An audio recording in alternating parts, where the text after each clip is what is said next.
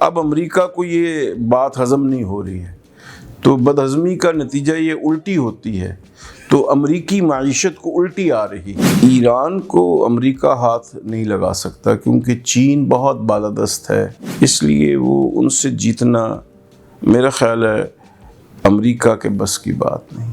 اصل میں جب تک جنگ نہیں چھڑی تھی تو ایران کو بھی نہیں معلوم تھا کہ آبنائے ہرمز کی کوئی حیثیت ہے۔ چین میدان میں آیا تو چین امریکہ کی طرح شور نہیں مچاتا بلکہ اندر سے کارروائی کرتا ہے کہ حملہ آور کی 7 دن کی تیاری بھی نہ ہو اور جس پر حملہ آور ہونا جا رہا ہے اس قوم کی 47 برس کی تیاری ہو تو پھر ان کا مقابلہ تو نہیں ہو سکتا۔ السلام علیکم ویورز، خان وعدہ شیراوالا آج ہمارے ساتھ حضرت احمد علی لاہوری کے پوتے حضرت مولانا اجمل قادری صاحب ہمارے ساتھ ہیں۔ خوش قسمتی ہے، ان سے ہم نے جاننے کی کوشش کی ہے کیمرہ آن ہونے سے پہلے کہ ایران پر جو حملہ ہوا ہے اسرائیل اور امریکہ نے جو کیا ہے اس کے کیا مضمرات ہیں۔ السلام علیکم سر۔ وعلیکم السلام۔ سر، کیا قبے کو لات راس آئے گی؟ ایران کو پر جو حملہ ہوا ہے، جو ایک سٹیل میٹ تھا اس کا کم و بیش 45 برس کا، وہ ٹوٹا ہے جمود؟ یہ 45 برس نہیں بلکہ 49 برس ہیں جی، 79 سے آنورڈ جی۔ اور اصل میں پہلے دنیا یونیپولر ورلڈ تھی۔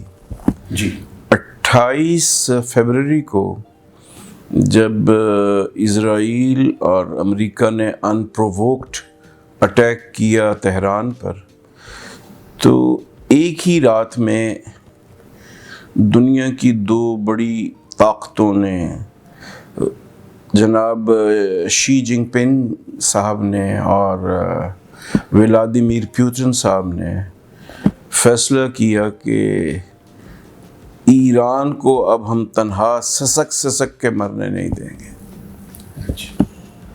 اس کے نتیجے میں جو یونیپولر ورلڈ تھی وہ ملٹائی پولر ورلڈ بن گئی۔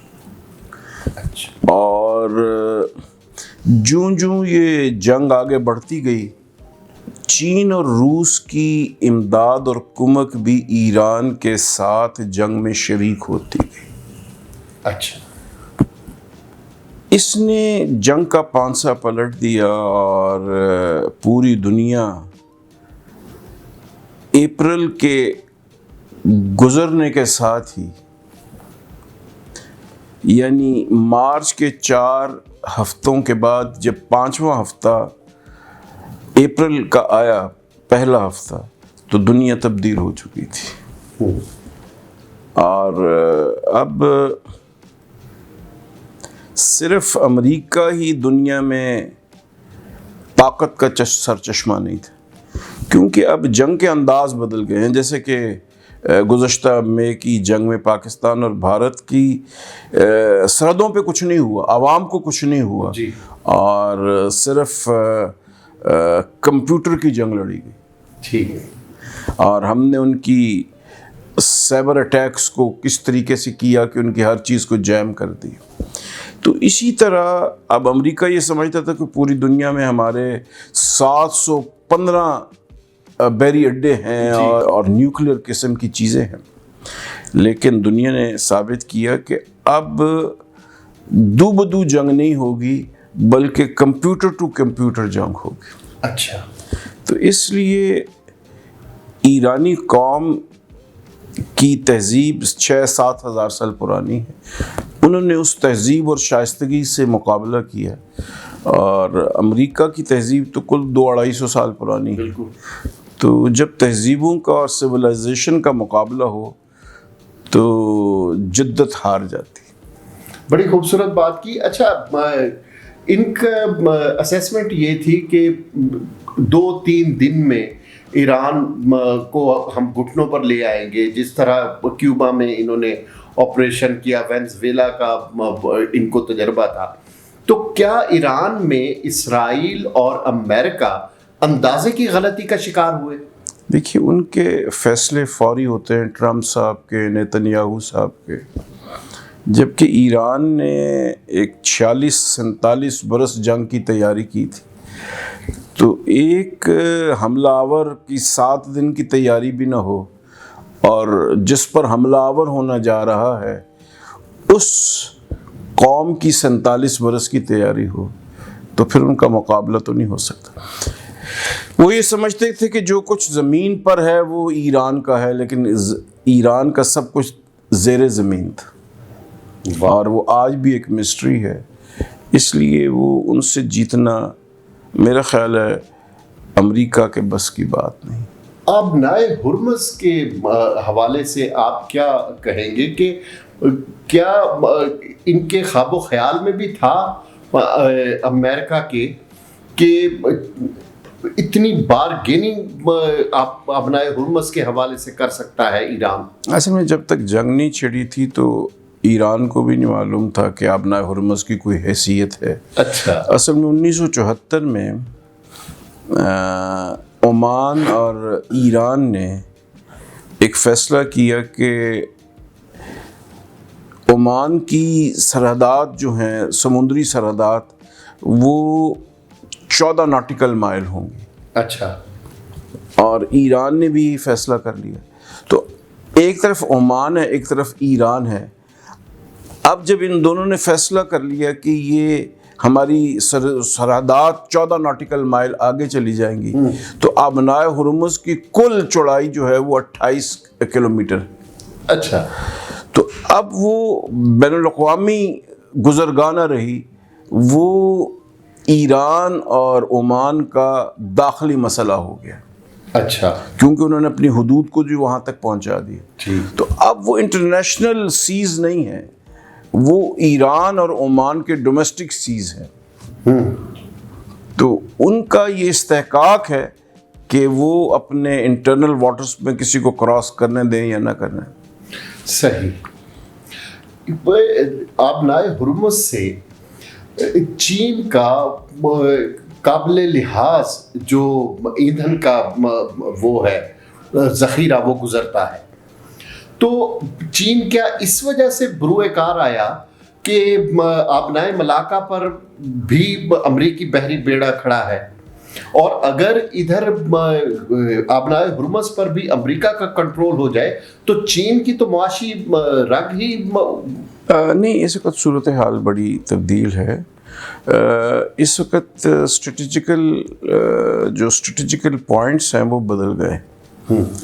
اب اگر چین کو ایرانی تیل نہیں لے جانے دیا جاتا، جو ایران کا 70% سے زیادہ تیل چین خریدتا ہے، تو ایران کو امریکہ ہاتھ نہیں لگا سکتا، کیونکہ چین بہت بالادست ہے ان سب چیزوں میں۔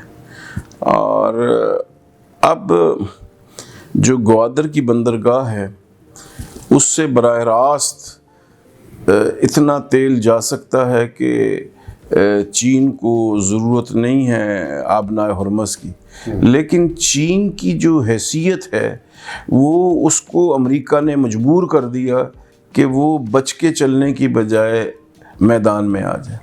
تو جب چین میدان میں آیا تو چین امریکہ کی طرح شور نہیں مچاتا بلکہ اندر سے کارروائی کرتا ہے، تو انہوں نے اپنے اندر سے اپنے آپ کو مضبوط کیا، اور اب ہم یہ سمجھتے ہیں کہ اس ساری صورتحال میں چین کا پلڑا بھاری ہے، اور جس امریکہ کو اور ولادیمیر پوتن کو یورپین اقوام نے اور ناٹو نے ایک گزشتہ 2 سال سے زیلنسکی نے ایک طرف دبایا ہوا ہے، تو اس کا بھی اب نتیجہ یہی آنا تھا کہ جو روس سب کچھ کر رہا ہے وہی سب کچھ امریکہ بھی ایران میں کر رہا ہے، تو یہ زیلنسکی کو تو کچھ نہیں کہہ سکتے۔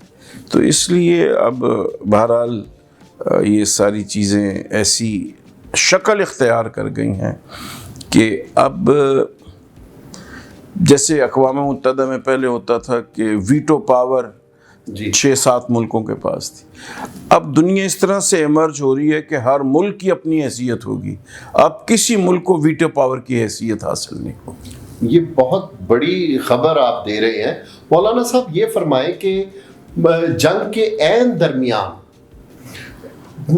ہمارے فیلڈ مارشل سید عاصم منیر صاحب تہران تشریف لے گئے، تو اس کو تو دنیا نے ایک بڑا دلیرانہ اقدام ہمارے فیلڈ مارشل کا تصور کیا، آپ کا اس بارے میں کیا خیال ہے؟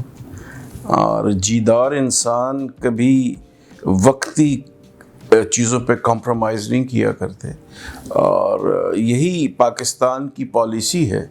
بلکہ مجھے یاد ہے کہ ہمارے جو پہلے فیلڈ مارشل تھے جی فیلڈ مارشل ایوب خان، جی وہ ایران کے دورے پہ تشریف لے گئے، تو وہاں شہنشاہ ایران نے بڑے مغرورانہ انداز سے ان کو کہا کہ general you leave these bastard Arabs, why don't you come to us? اس نے کہا وی could never leave Arabs because Arabs are the reality of world۔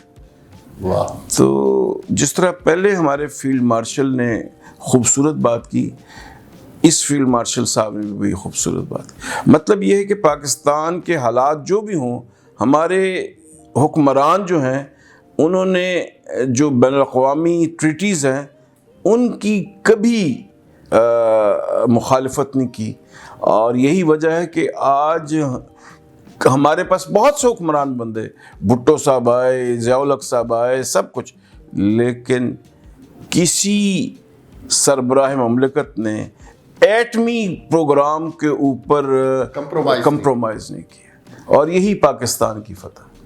مولانا صاحب آخر میں یہ فرما دیں کہ اب دوسرا دور ہونے جا رہا ہے اسلام آباد میں، یہ مذاکرات کا اونٹ کس کروٹ بیٹھے گا؟ نہیں، جیسے کہ میں نے گزارش کی، اب پوری دنیا ملٹی پولر ورلڈ ہے جی، تو اب امریکہ کو یہ بات ہضم نہیں ہو رہی ہے، تو بدہضمی کا نتیجہ یہ الٹی ہوتی ہے، تو امریکی معیشت کو الٹی آ رہی ہے، تو اب یہ مذاکرات جس بھی کروٹ بیٹھے مرنا امریکہ نہیں اور اسرائیل نہیں۔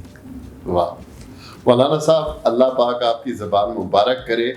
ویورز، مولانا صاحب سے ہم مزید نشستیں بھی رکھیں گے، آپ کمنٹ باکس میں ضرور اپنی آراء کا اظہار کیجیے گا، اور مولانا صاحب سے اگر آپ نے کوئی سوال پوچھنا ہو تو وہ بھی ہمیں بتائیے گا۔